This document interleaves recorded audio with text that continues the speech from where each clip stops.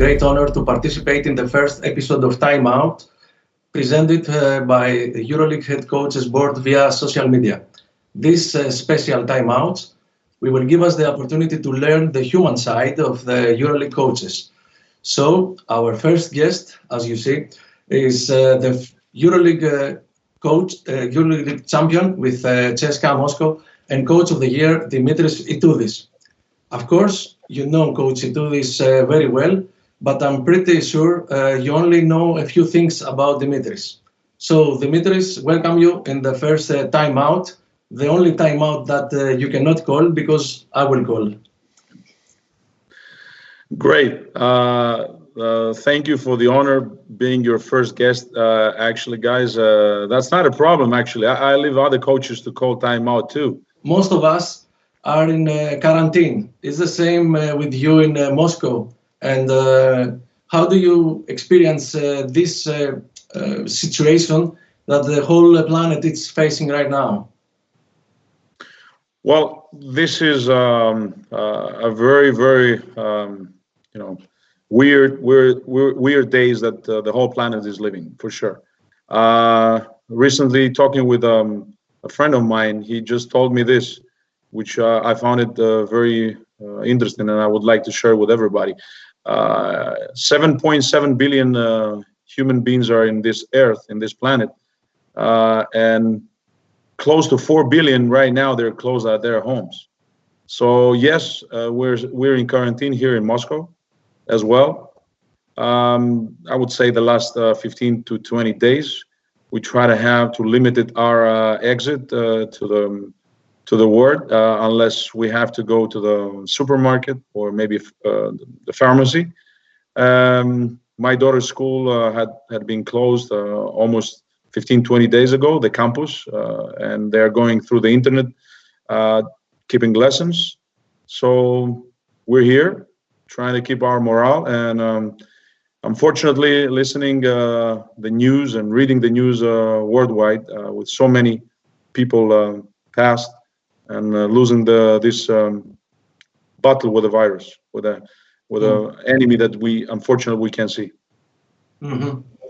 Dimitris, I guess your daily schedule has changed with this situation, and looking for the positive side of the situation that we're living in, what are the good things you added to your program, let's say? Well, I like the positivity of your question, trying to find some positive things in such days. But you see, I would put it a different way. I would say we try to be disciplined, and we try to listen what the expertise they're saying. So we follow. Actually, we know nothing. Anything that goes to their expertise, we just follow. Scientists, doctors, and that's it. So we try to be disciplined. I think that the people should be disciplined on the orders of politicians or expertise. Yes, our routine has been changed. We try to keep our morale, though, high. Have so many things to do over here.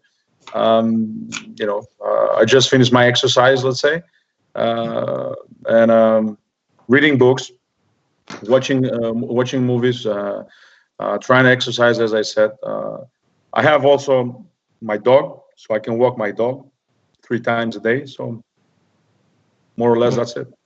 Mm-hmm. How do you handle the restriction? And I want to tell me if you have, problems that you have created in your daily life, this situation. Well, I think that I told you before, we try to be disciplined. That is not about. I don't have the right to think if there are some problems being created in my routine, or others people's routine. We kind of being privileged, being alive and not being infected. And actually, I would say this with our Prime Minister, which, by the way, I'll try to congratulate through this timeout for the measures he took, and him and the whole group and all the scientists, the Minister of Health. I wanted to say that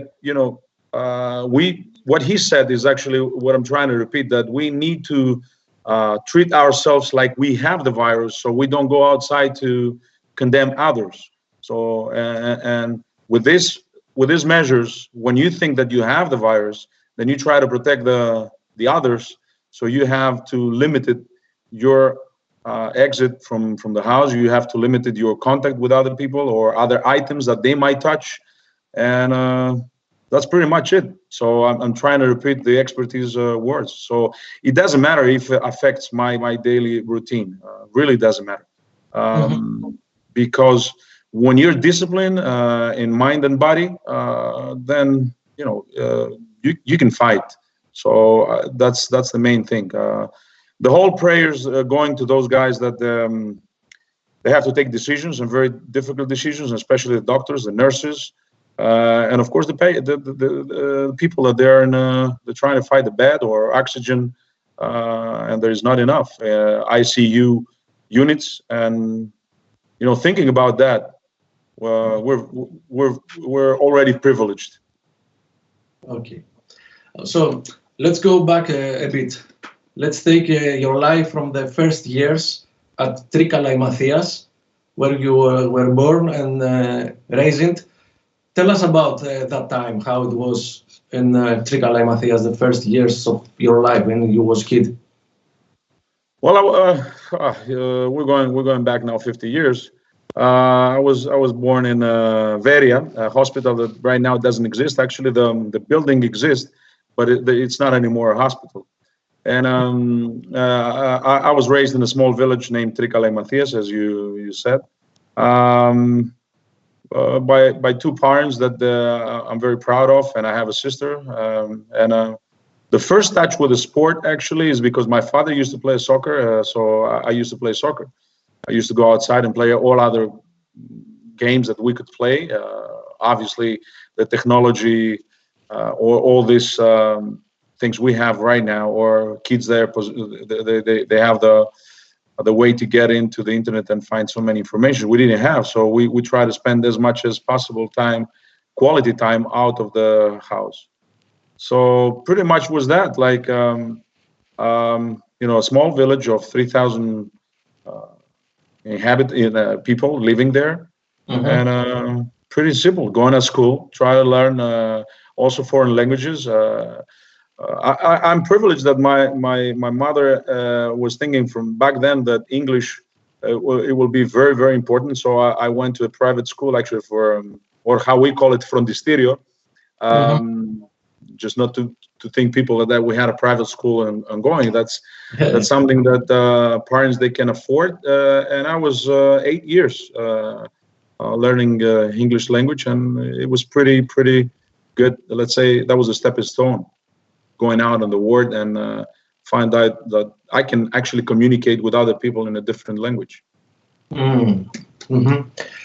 Your father, Mr. Sterios, was cultivate asparagus, as far as I know, and the scenario was that you will continue his transition. Mr. Sterios wanted you to study agronomy, if I'm not mistaken. First of all, if you, as a child, were dealing with asparagus, and tell us a few things about this occupation and how, at the end, you did not follow your dad's steps. Well, actually, my dad had a lot of talents, but I think he was a little bit more of a hesitant and did not make his revolution, actually, at that time to my grandfather, Dimitris. He still is playing bouzouki, and he's very good at it. Born and raised also in Trikala, and in a neighbor village, was born and raised almost at the same age, Christos Nikolopoulos, one of probably the best, that can use this lovely instrument that I like, and I know you like, bouzouki. So they were together in this, and he had some offers to go in Athens and work as a professional in that. But my grandfather did not have the money to support him, or back then this was kind of, you're going to go and work at night. So you know how it is. So I think that other people can say the story. So that was his first talent. So he did not make his revolution over there, and he actually remained there. No regrets. He find other areas to work, also with Buzuki, and since till now he's been going amateur as an amateur though, but highly professional thinking, going and have and several parties. Then he was playing soccer, but obviously as doing as a just for fun. But his main occupation and where he was making the living was asparagus, as you said, and that was dynamic actually back then in these years, and it helped me go and study in a foreign country in Yugoslavia back then, and Zagreb, one of the best universities in Europe. He took this decision after a lot of conversation, I will say, and confrontations we had, not just to follow his steps, like you said. You were correct in everything what you said. Besides this, that they were thinking to be myself studying an agronomy and going and be the main representative in Munich, to live there and actually to be the connection in between them and Munich market, because all of the asparagus from this area, they would finish in the Munich market with the name Tricalino. That was the brand name, and they want me to be over there, their representative. So to live there, my life and everything. But I didn't find any. With all the respect, that's a huge job, and probably people that they're doing they're doing it great. But at that moment, the only thing that it was in my mind how to go and being taught by the best and find out what is this lovely game that I start playing basketball, the game of basketball. So that was my first concern and the only concern. And you studied in Zagreb. Again, I will say that we did not have the opportunity and the privilege that people they have right now to collect as many as possible informations. Try to, dialing and calling different people and find out what is going on. In 1987, Zagreb host the university games, Universiada, like they call it, 1987. So at the same time, they built the facilities of the DIF, KIF right now, the University of Kinesiology and Sports. And I find out that Zagreb and one other university in Germany, they're the two best universities. I connected with my mind right, and the information I had back then from the basketball championship in Yugoslavia, that there were great players playing back then. Most of them, they finish in NBA or being European winners. And I find out that in University of Zagreb, you can have also a specialization from the second year, a thing that you couldn't have in other universities. So you could have this from Zagreb University and also from Germany University that I mentioned. So I took this decision based on this information that I gathered, not from the internet. We didn't have internet. And I try to convince my parents that that's actually good for me. Without saying that people that they stay over there, I also finish my school, get out there and have the last exams that we're trying to give. I gave my shot to go to the university in Greece, but I didn't manage. But already my mind was in Zagreb, and I managed to get over there as a first among 120 candidates, and finished the university as with a great average of I think 4.3, 4.4, with a 5 being the greatest number. Dimitri, you studied in Zagreb, like you said, but you travel by car, if I know well, every Friday to be in Trikala Matthias on Saturday. So it was not every, because the expenses, there were too many. I traveled with a car to play a game, because it was 12 o'clock, either Sundays we had to play a game in the Ekaskedim, second division. So I traveled by car once. I traveled with a train, and then when I was like, I thought that I'm kind of an important player over there. I said to the president, Mr. Carlos Yorgos, say, please pay some tickets also. I can travel also by plane. So twice I traveled also by plane. By the way, the first time that I traveled by plane, I scored 32. So I said, you see, I was not tired, so I could score. 32, eh? Yeah, not bad. Against Kriavrici. Not bad, not bad. And tell us the program. How long is the distance? How many hours? What time you go in Trikala? You arrive in Trikala. How many hours before the game? I was coming Friday. I would have traveled Friday afternoon. So I go to the university in the morning, finish my studies and everything, whatever obligations I had over there. Then I go with 3 friends, 2 of them also basketball players, one in Thessaloniki and one in Edessa. So we will pick up the car or maybe the train or plane at the end, as I said.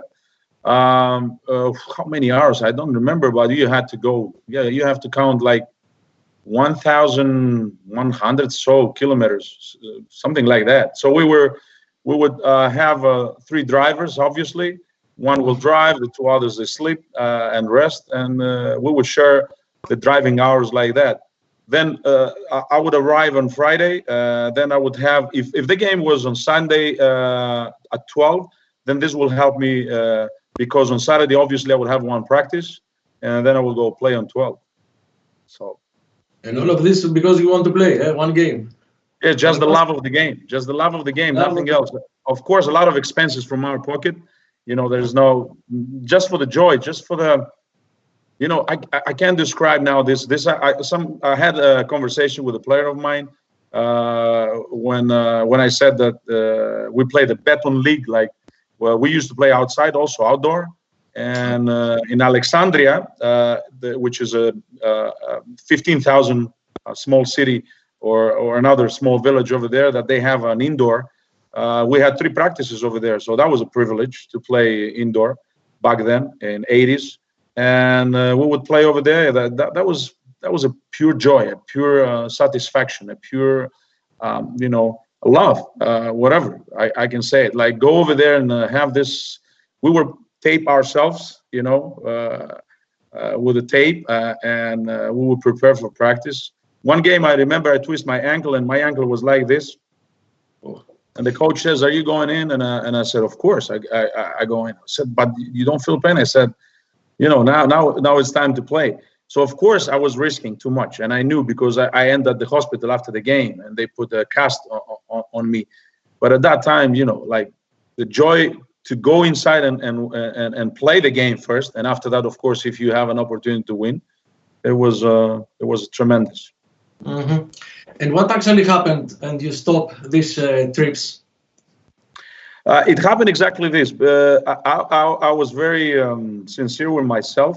First of all, it couldn't continue that much. I was 21 years old, and I've seen that there is no that much of a future. But a friend of mine, Igor, that is still, we have a very good relation. He called me to be a coach in the mini basketball of Mlados. And he says, "Listen, do you see yourself that you're gonna have a professional career?" Like I said, "No, I'm not gonna play in first division or national team of Greece. So, but I like to teach, and actually, this is how it started. I kind of limited my travels. Maybe next year I had to travel maybe once or twice.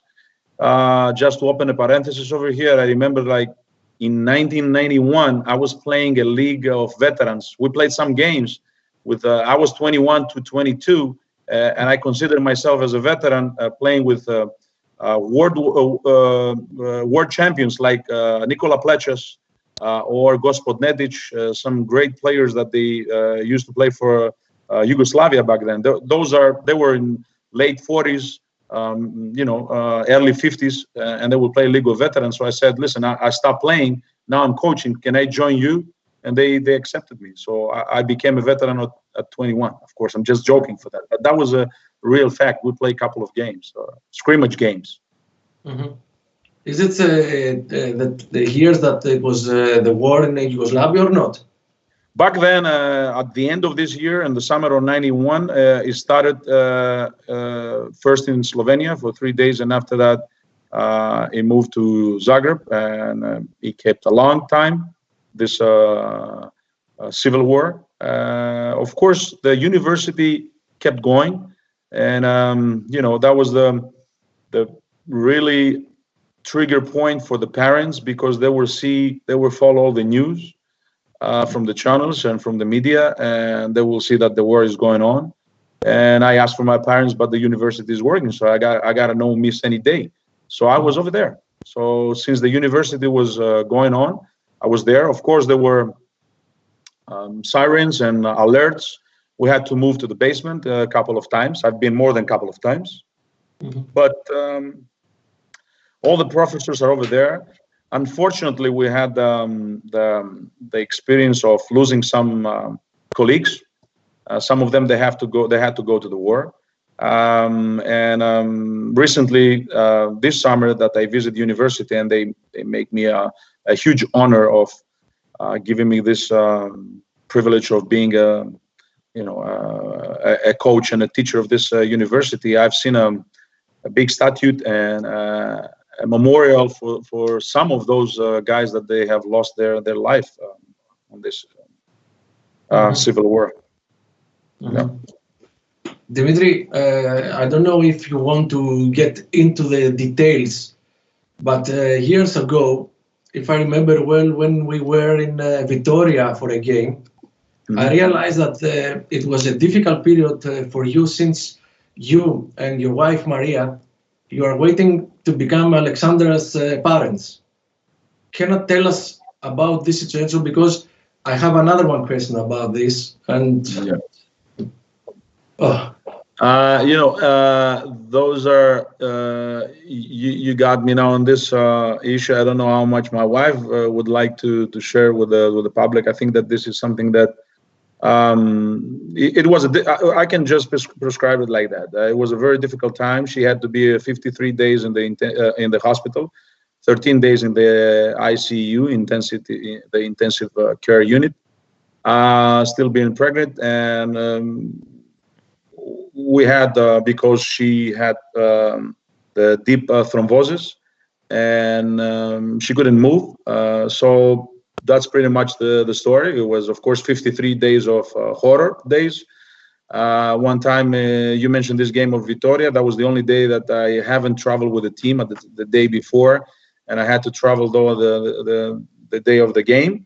But thank God, Maria, she's a real fighter. The doctors and the nurses, they helped the most over there, and we had a healthy child. Sorry for the question. I will explain you why I mentioned this story. Because the fans consider all of you players and coaches as superheroes, but you are regular people with the problems like all of us. And I would like to tell us how you manage this period of your life, and when you had a lot of trips and matches with the Panathinaikos as assistant coach. I mean, this is a reason, not for a gossip, No. I don't take it like that. It's not about using gossip on such a very delicate issue. Fans, they're doing good, because we're there, and especially the players. They're called to entertain people, so they're part of the show. So, and we're part of the show. So they have all the rights to see us as untouchable, as superheroes, so whatever you said. But the reality is different, and how we handle things, and me and other people that they had even, let's say, worst cases, with a lot of discipline, a lot of belief, a lot of pray, I would say, and it's not on us. It's on them, that they had to give the fights, especially to my wife. 53 days at being at the hospital, and 13 of those days you cannot move because you're risking, the throne to move. So not easy. So those are real heroes. So I kind of know what is going on in the intensive care, how the nurses, how the doctors are giving the fights, and of course the patient. The patient is the most important. Panathinaikos, where you work for 13 years with Zeljko Obradovic, and someday became best man. How difficult is to fight for a EuroLeague game, a EuroLeague title against your best man? And how does this fight affect your relationship before and especially after the match? For all of us, it's difficult to get it. Well, it's just a game. It's a profession, but it's just a game. I would lie if I don't say that there were no emotions.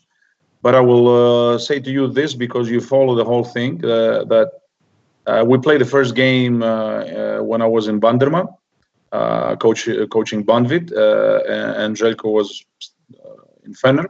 So we play our first game, let's say, over there. So it kind of helped me to understand how it's going to look. The first game, it was a lot of emotions from both sides, but it doesn't affect the friendship, or it doesn't affect nothing, which stays. If it's the friendship just on the surf, then of course. But our friendship, it lasted long days, and as you said, we became best men. He married me and baptized my daughter, so it goes between our families for many years. Now, we've been called to be professionals and to help our teams. And of course, when you get in, you try to, delete all this or forget. You just focus on what you can do the best. Just help your players. You don't play a chess game. It's not a ping pong, or it's not a tennis game, or it's not an individual. It's just to try to do the best you can do to help your team. So, and that's probably the answer that also Zeljko will give you. Regardless of other things, we have a very, of course, we cannot see each other that often. Unfortunately, the profession demands a lot of traveling, a lot of practices, a lot of isolation. But we're in constant, communication and contact. The members of the families, and of course me and him. And it remains the same. I do own a lot of things to those days that we work together, and to him personally, and he knows that. I've told it. I said that many times. He actually told me many times from the first years that I'm ready to coach any team in Europe. So when you hear that from Zeljko back then in '99 or 2000, that's the best medal you can have. I believe that we have won both, and of course Panathinaikos, a lot from this cooperation and collaboration. We had an honest and sincere talks. We had an honest and sincere collaboration in between the management, the owners, the players, and the fans. Actually, the fans appreciate the effort and the authenticity we had. And I think that this is a very important element, being authentic. So Zeljko is, and I believe I am authentic. You know me many years. I'm not trying to pretend something that I am not. This authenticity is something that also evaluate positively the players, the management, and the fans. We did not have the whole 13 seasons successful seasons. Like when I say successful, I mean we did not win the EuroLeague title all the time. We won it 5 times. We had, let's say, between 2002 and 2007, 5 years of not winning the title or not going to the Final Four. So what you mean? We're talking about 23 titles in 29 finals. So yes, that's great success. I believe if I rephrase, it's a great success. But people they just want to put a title on a name of the coach or of whoever is leading the team.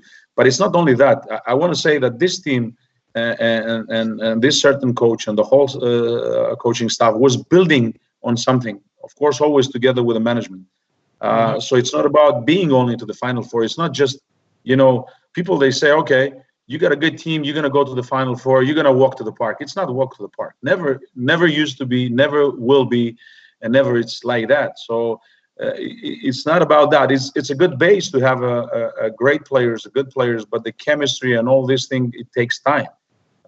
Then you have all the factors of that you don't know or you cannot manage. So I want to say that we have authenticity.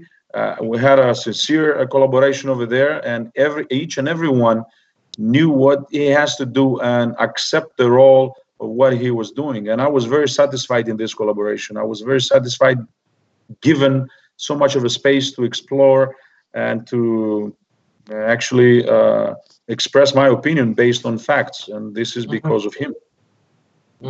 So the lucky person is Alexandra, eh? Because if you win, she was happy for her father. If Zeljko wins, she was happy for her godfather. Eh? Listen, I always used to say it stays to the home. It stays at home. So whoever wins from both of us, it stays at home. So I feel very happy, of course, and I'm the first. One of the first that I'm going to congratulate him, or him congratulating me. So that's great. You worked with Zeljko from 1999 to 2012, but you have the opportunity. It was very close to have him like a player before that. Eh? Tell us about this. Yeah. What about that? You see the story of the life. That's the thing. Although he used to say, "Come on, man, if I would be over there a player, I will be the coach too." So it was the year that actually a basketball game had lost a player. Actually, KK Zagreb had lost a very experienced point guard, but the world of basketball had introduced and won actually a great coach. So those are the years 90, 91, and this is the European Championship in Italy, if I'm not mistaken, where it was the last united Yugoslavia that played ever. Actually, in the final, Euros did not play the game because of this, what I just mentioned before, because in Slovenia started to do these incidents. So the government Slovenia said to Euro not to play that game. And Zeljko had to decide through the night almost either he continues his career. Here it comes the whole story. Before the games are going, before the official games of EuroLeague of Eurobasket, Zeljko accepted to be a player of KK Zagreb, where I was working over there with. Unfortunately, he lost. He passed away. Pepsi Bozic. He was the head coach, so I was assisting him, and I was working with the youth categories and with the youth project. So Zeljko had accepted to be a player of our team back then, KK Zagreb. But then Kicanovic came with the offer of making him a coach of Partizan, and Zeljko had to say yes. He did say yes, of course, but he said to Kicha just to give him a time to go and play, because he was a captain of this national team of Yugoslavia, to go and try to win the gold medal, like it happened. And to become again afterwards, but Kicha said or now or never, so something like that. So of course, I don't want to explain the story on behalf of him, but that's what it was explained so many times. So yes, he did not came to KK Zagreb as a player, and I used to say that to him, and he's laughing. We make a fun out of that. I said I will tell you 10 push-ups, So we make a fun. If you would not dribble on the left side with the left hand, and you go with the right. So we used to joke about that, and Zeljko became a coach, and everybody knows after that his great career in coaching as also for the player as a player, of course, and that's a unique of him, being a great player and being also a great coach. Okay, I want to tell us this amazing story of your daughter Alexandra when you were leaving home to go for a practice. It's one of the nicest stories I ever heard, honestly. Yeah, like when Alexandra, she was like, I don't remember exactly now, maybe 5. I used to say, okay, I'm leaving. Hey, Daddy, where are you going? I'm going to home. I'm going to the job. I'm going to practice. I'm going to practice. that was going on, and repeatedly going on. Where are you going, Daddy? I'm going to practice. And at one day, Alexander said, "But Daddy, can I ask you something? Why practice is never coming home?" So it was funny, like, why practice never come home? You always go there. Well, the practice is not coming once. So crazy story. I love it. I love it. This story. Dimitris, do you have any superstitions? Well, superstitious. I'm not superstitious, but I do have my routine. I believe in certain things that I do repeatedly, and I don't have to say it right now, of course, in public. Let them remain a person, but I don't believe that this routine will give you the game. Actually, the routine of being prepared, well prepared, knowing the advantages and disadvantages of the opponent you have to play, and try to inspire your players, because that's the key over there, to inspire the players and try to lead them the best way, make them come on the common goal and have the same idea. That's the most important.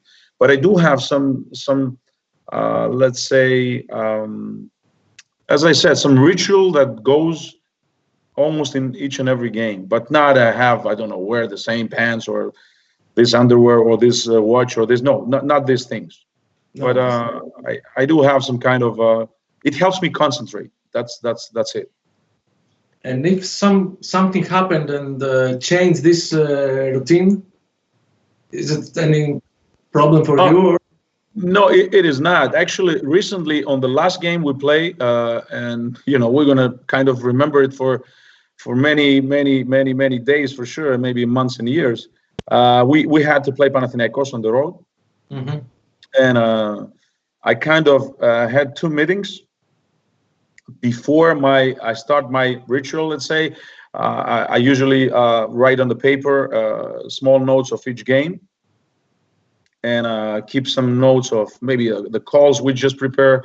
I put it in my pocket. Sometimes I use it. Most of the times I don't use it because I have it over here. But and I was, let's say, kind of interrupted with two friends. I don't have to mention two friends, and we had a talk. But it didn't bother me for sure. I was concentrated, but I didn't finish the ritual, let's say. So I'm trying to kind of answer to you straightforward what happened in the last game. Maybe they know that you have this routine, and they. Oh, you think? So they didn't work that much good then. It didn't help them so much. Okay. Both of them, they wanted Panathinaikos to win. But no, he's joking. No, they didn't make it on purpose, right? I mean. Okay, I'm joking too. Yeah, of course. I mean, it's kind of. I said I believe many coaches, they do have their routine, their kind of moment of concentration, speaking to themselves, pray or so whatever, preparing for the game, and then being ready.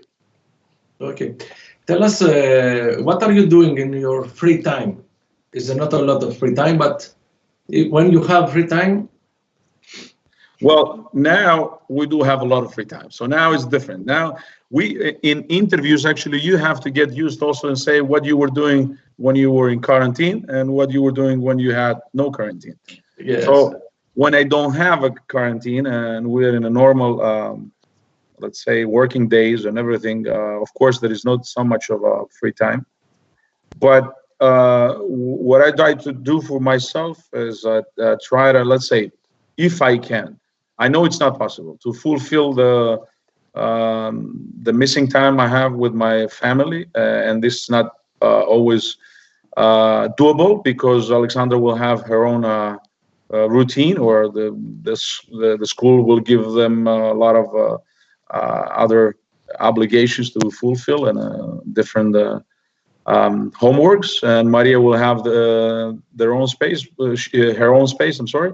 So if we can be together, and what Maria, she's trying to make all these years, is if we can have a time where at least we can eat together, and keep the family issue again and as a top priority. And this is something that we are keeping, let's say, wholly, if that possible, with hours of practices, meetings, and travels.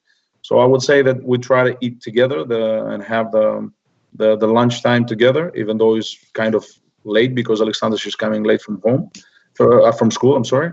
Then on the free time, reading a book, exercising myself. I like to go to the gym, and actually, when I physically getting and trying to sweat, that helps me, distracts me from my routine, or maybe helps me to think also my routine a little bit from a different angle. So I like to use my aerobic, and I run. Usually I run a lot, like maybe 7 kilometers, 8 kilometers, 9, something like that. So the average is 7.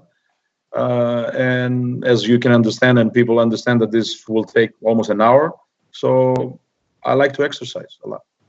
Okay. And reading books and watching films and, relaxing, listen music. I like to sing. I think that I can sing, but that's probably the only thing that I would like to do, but I know that I'm not capable to do. Wait until the end of the interview. Wait. Dimitri, after a great victory or after a title is reasonably celebrated. After a tough defeat, after a failure, how do you handle it? Well, that's very important. And actually, I was called in different seminars and clinics to talk about success.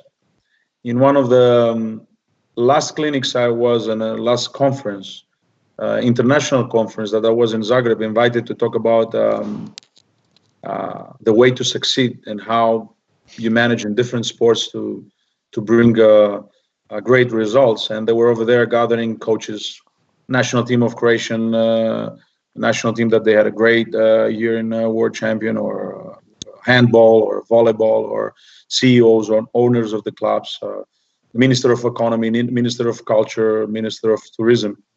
And the issue and the topic was to talk about success, how you manage with the different personalities, different characters. I talk about failure.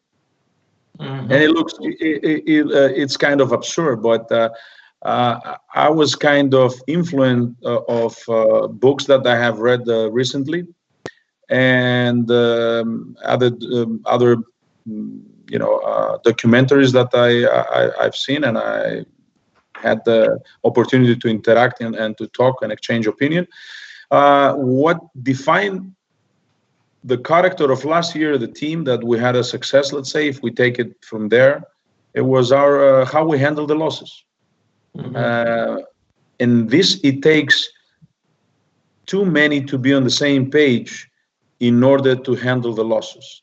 Why I'm saying this, because the team is a living organization with so many human beings that they may have a different reaction now on the loss, of course, and on the defeat. Starting from the main person, which is the president or the owner or the CEO or the GM, going to the coach, going to the players, going to the staff, going to the fans. And when you manage to come to this point in your career it doesn't matter what you're doing, what you're dealing with. You might be a CEO of a company, you might be a director of a bank, you might be a director of a theater, you might be an actor, you might be a coach, you might be a journalist, you might be an editor, or so whatever. You come to that point in your career that you can handle the defeats or the losses or the fall as a unique opportunity to rise again up and say, yes, it's going to be difficult, but this is the only path. I'm not going to fall back, but I'm going to fall forward. And how much absurd it sounds, this is actually what is going on in a daily basis in the life of the people. Right now, we got a very big fall. Being in quarantine, the human being, or as I said, 4 billion people being closed at home and following the specialist's opinion, trying to create a different environment, seeing a little bit somebody at the street when you walk your dog and now being suspicious, does he have the virus or not? We walking into unknown waters, and there is no blueprint of what is right and what is wrong. So coming back to this topic, I think that when you're ready to manage mature enough the loss, then it's a great opportunity. And I repeat it again. You raise it up, and you said, "Okay, I got a punch, but I'm still alive, and I'm ready to fight." So I gotta learn from what I did wrong. You criticize, of course, yourself. Many times on the interviews we used to say, coaches, and I believe on that. Like, I do accept every criticism, no problem. We have a free country and democracy. Of course, everybody can write his opinion or express his opinion. But I'm the worst critic on myself. Even when we win games, what could I do better? How we could play better? How we can develop? But at the same time, I'm realistic and seeing the facts. And that's why I say that if you manage to have the whole life organization that you're handling, or you're running, or you're leading on under the same umbrella and the same page, that's a unique opportunity on raising up and then continue. That's what happened last year. Actually, we had some significant losses: at home against Maccabi, at home against Panathinaikos, on the road against Budućnost, at home on the semifinal, playoff series against Baskonia, when he tied the series and we were asked to go and play at home of Baskonia, where the Final Four has to be played against a great team. Pretty much, I've been into this situation with Panathinaikos as well as an assistant coach, of course. But I've been in this, and we handle other situations and crises as a unique opportunity on rising up and create a new opportunities and create a new quality time. It doesn't guarantee you nothing, but you need to convince your environment, you need to convince your surrounding that that's the right way. Do you have any kind of fears? And which was your biggest one? Well, I don't want to harm other people, especially if I don't know that I harm other people. I don't want to get involved in the accident, knock to the wood. Those are fears that I try to be, let's say, very careful in order not to harm somebody without my knowledge, without knowing, without meaning it to do it.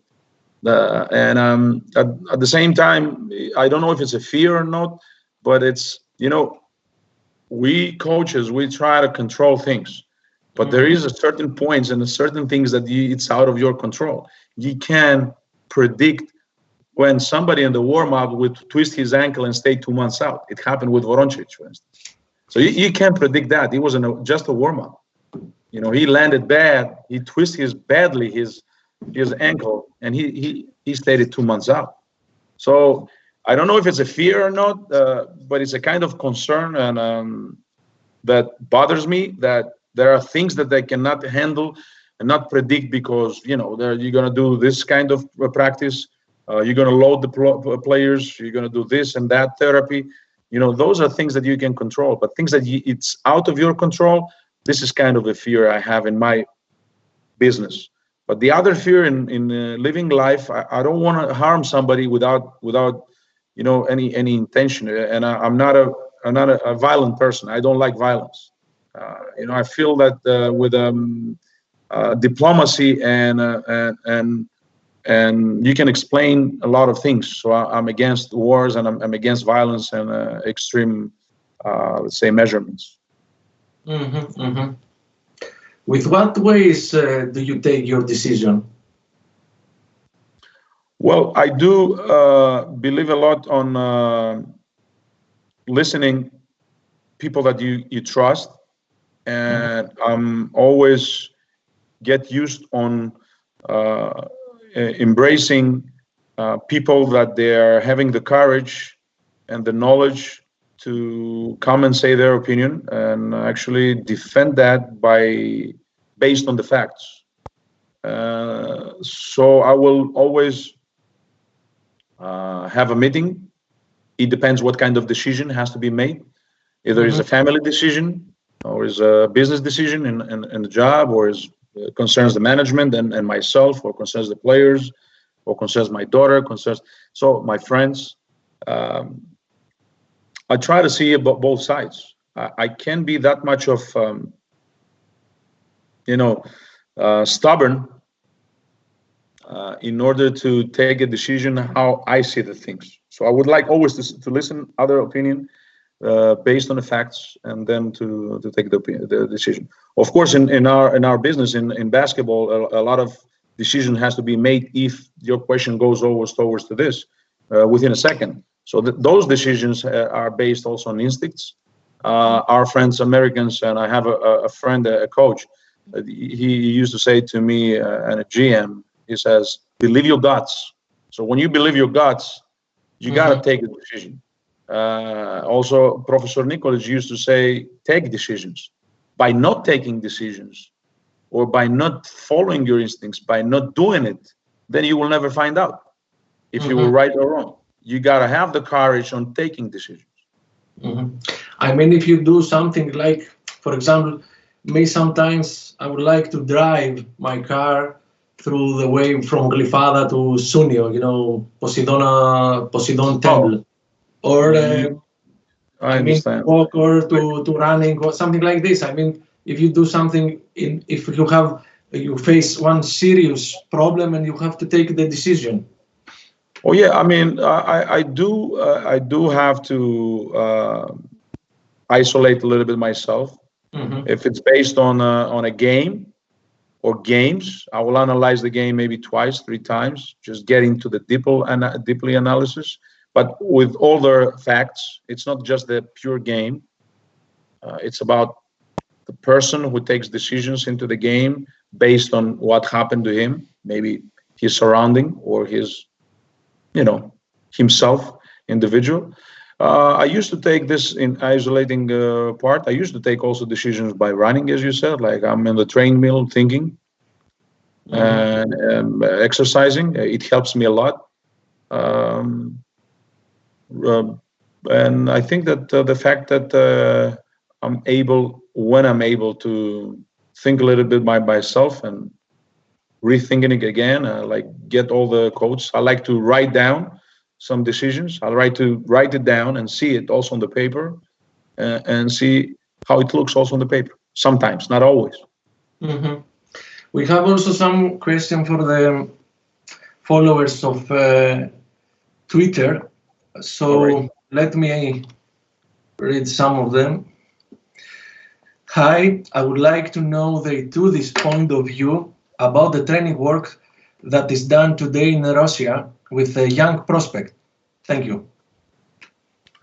Wow, that's a very, very important question regarding. I believe that's based on basketball, right? Not in general. Yes, yes. About basketball. So that's the conversation I had with Kirilenko after he became a president of the federation, because my point of view is the following: in basketball in Europe, we have countries that they're successful countries with not necessarily big number of population. Greece in all categories had success and always in the first division in the medals with 11 million population. Serbia right now with 8 million population. Croatia with 4 million population. Slovenia 2.5 million population. Bosnia with 600,000 population, or I'm sorry, Montenegro 600,000, or so whatever. We can find other countries.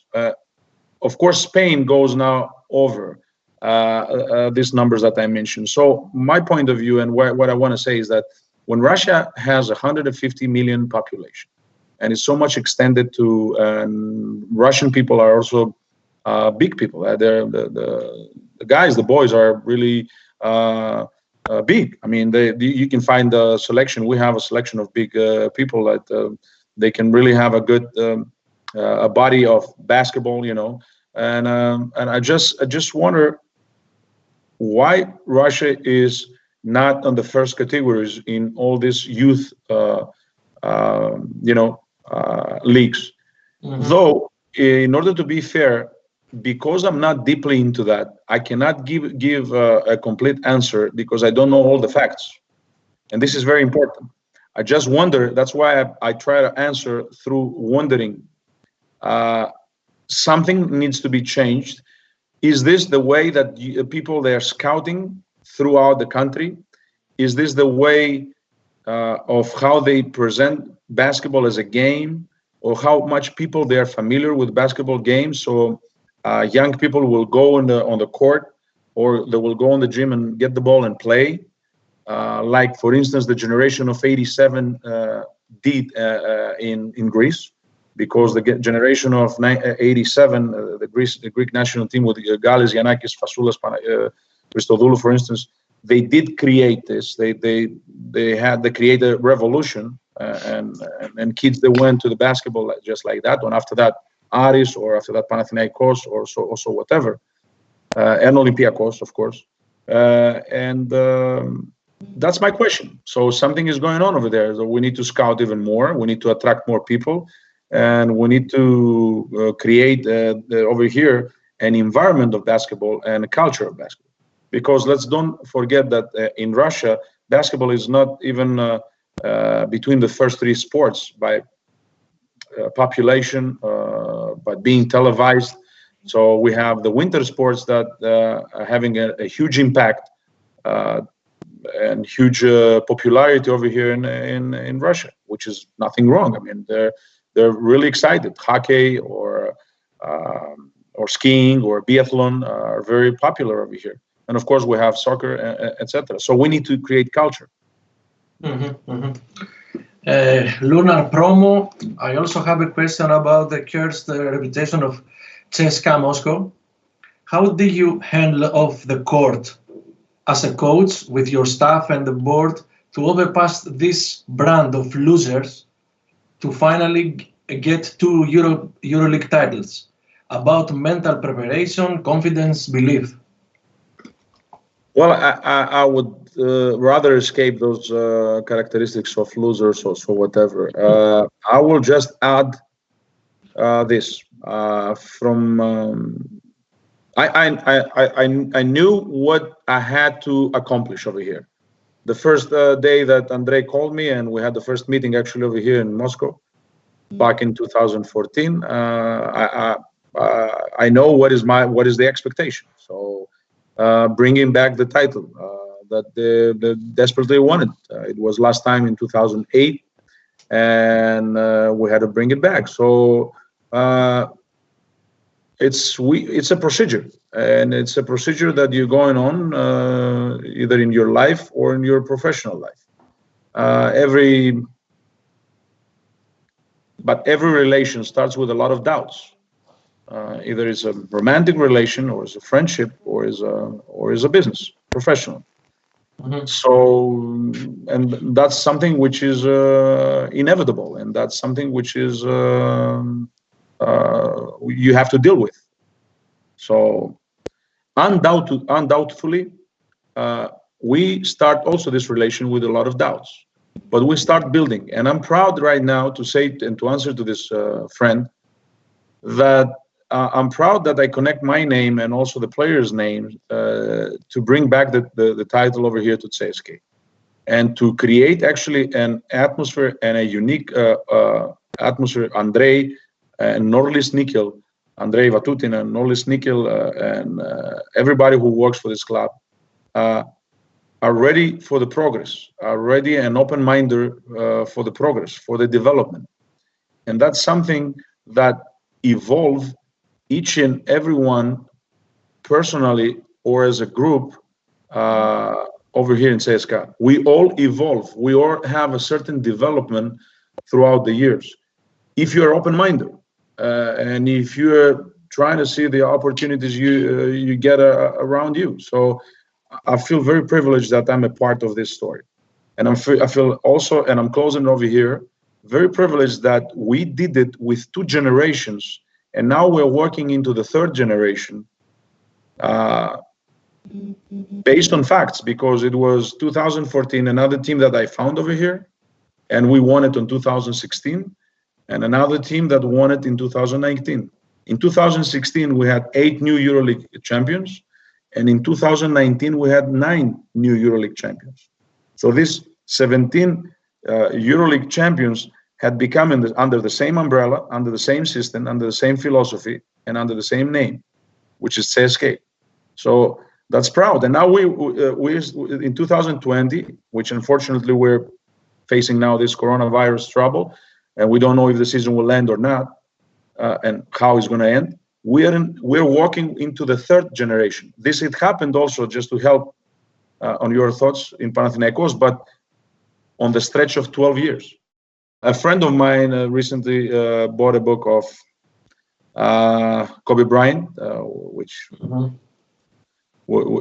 this world of sports lost a great influence person to each and every one's life regarding the way he was thinking.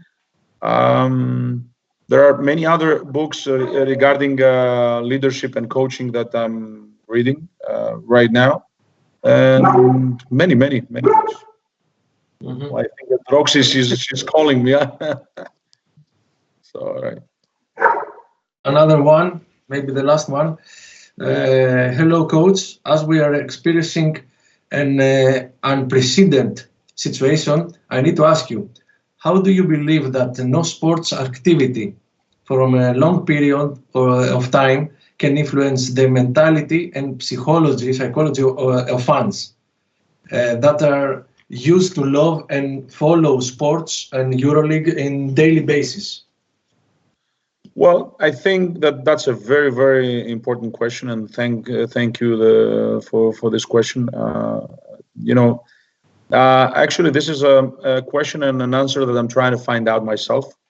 I'm not gonna lie over here and say that I have the answer, but I'm trying to talk through this, and I hope that I'm gonna help the fans, saying that I'm sure that the humanity will fight this virus. And I'm sure that the scientists are gonna help the humanity of finding the right vaccine and the right medicine that will help people to fight also this virus, like they did with so many other viruses. What teaches us these days right now is, again, I'm telling you, being disciplined. Treat ourselves as couriers of several viruses. So we need to take care a lot of our hygiene, about how we washing, our hands, how clean we are when we're going out and when we're coming in, our clothes and everything. Regarding the fans, people after this virus will need to have some kind of entertainment, for sure. Everybody needs an entertainment, either that's theater, music halls, bars, restaurants, and of course sports. And I believe that regarding athletes and coaches, we're very united and thrilled, and we are waiting just for the scientists, the green light that it's safe out there. We can go out there and still compete. Unfortunately, we're not going to bring back the lives that they have been lost. But we're going to become stronger. I believe in that. As soon as we're going to have solidarity, as I said, as soon as we're going to treat each and every one, ourselves actually, better and better and more cautious. And I think that it's going to have an impact for sure in the first days. But eventually, the fans and the lovers of the sport, whatever that sport it might be, will full again the gyms and the stadiums, and they're gonna enjoy in this unpredictable and so beautiful sport of basketball or any other sport. Dimitris and I say you goodbye, but stay tuned to the EuroLeague Head Coaches Board social media for more interviews to come. And the second one, it's a great interview. It's Zeljko Obradovic with Darko Peric, the famous actors from Casa de Papel. And probably maybe I will ask you to finish with one question to Zeljko Obradovic from you. Wow, one question to Zeljko. Yes, wow. Yes. To help, right. help a little bit Darko Peric. You gotta ask Darko to ask Zeljko the turning point when he realized that he has to exercise himself more. Oh. So that's important. I have to repeat it again. So you got to say to Darko, or he has to call me and I'll tell him the turning point. I smell challenge here. Something like challenge. It's not a challenge. He has to be sincere. What was the turning point when he realized, because he was a professional athlete, you know, like you said, the anthem of Yugoslavia many times he won. What was the turning point when he realized that he had to exercise himself more? First reaction of Zeljko, maybe he was gonna be something like provocation, Filaraki. Provocation, maybe I don't know. So that's a healthy question. I'm talking about healthy situation, exercising himself. So okay. Thank you very much, Dimitri. Thank you very much, ladies and gentlemen. Bye-bye.